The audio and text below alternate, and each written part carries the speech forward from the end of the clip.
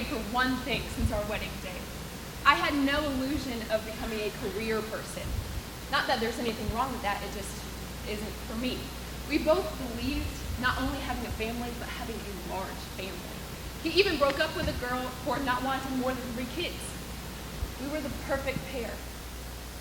And yet, after 6 years, nothing seemed to work for us.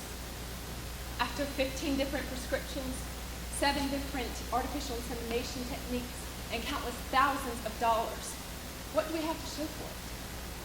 3 miscarriages and a never-ending stream of tears. Amy was on her way to the mall. We spent the night before making a list of everything we would need for our dorm room. 3 years of college, and we finally had it right. Best friends who could live together. Ready to take on the world in our senior year. She was going to decorate the dorm as only she could. She was 4 blocks from Kmart when the truck hit her. Cops said there was no way she could have stopped, and no way she suffered. She was gone in an instant.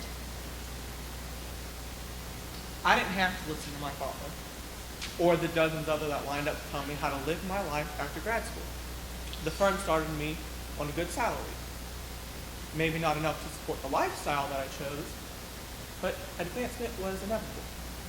I had the perfect apartment, the perfect stereo, the perfect pad for luring in the beautiful bride that I desired. I had no problem showering the bridal candidates with the finest gifts. Then the interest rate started piling on. Came down to paying rent or the credit card bill. And I knew that the end of the tunnel had to be coming soon in the form of a raise, but instead came bad credit reports and budget cuts and an eviction notice when rent came overreach. A young mom already has enough to worry about. Nothing can compare you for the challenge of raising an infant, especially when your husband is already a handful.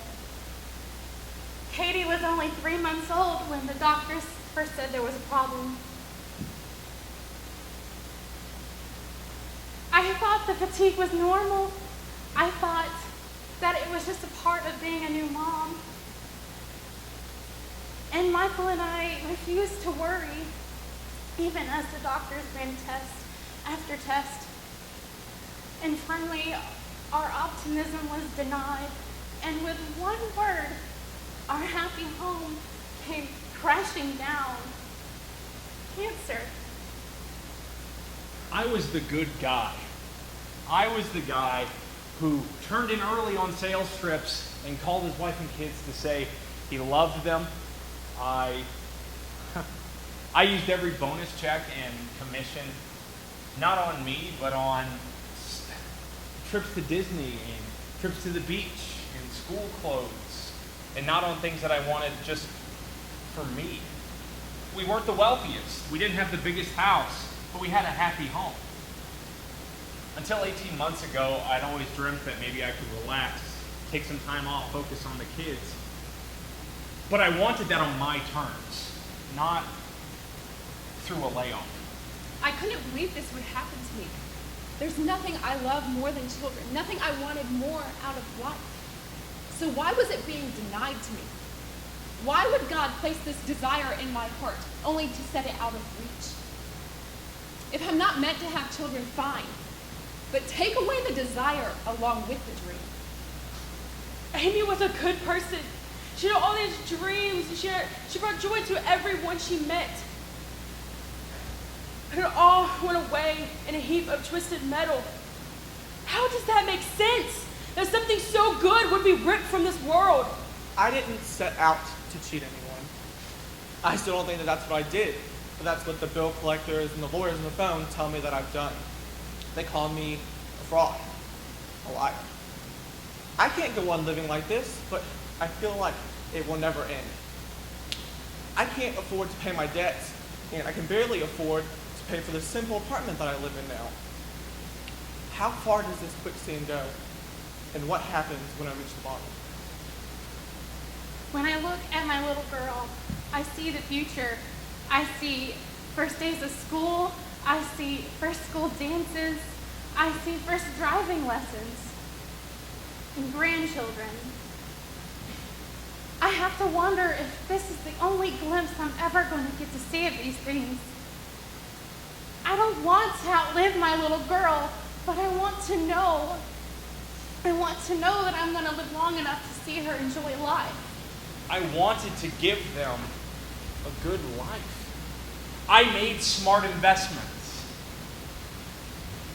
I did everything, putting the kids first.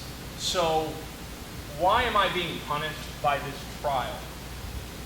Why am I losing my job to pay for the mistakes of others?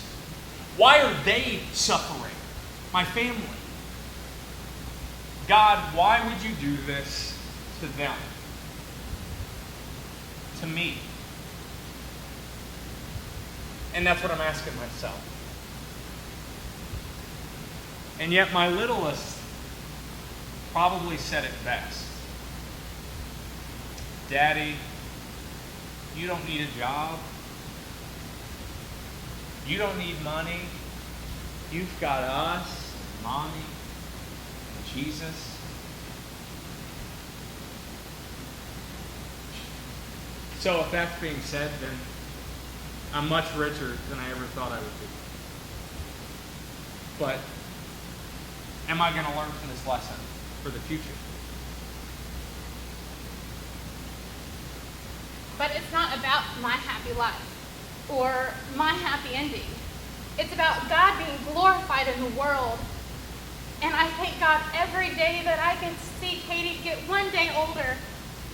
And I pray every day that I can live my life for God and that I can teach my little girl to love God and to show that love to others. God's not going to give up on me in my time of need, and I have no reason to believe that he owes me anything. Whether I'm up to my neck in bills or debt-free, God can still use me to touch others. And maybe he is using me to touch others.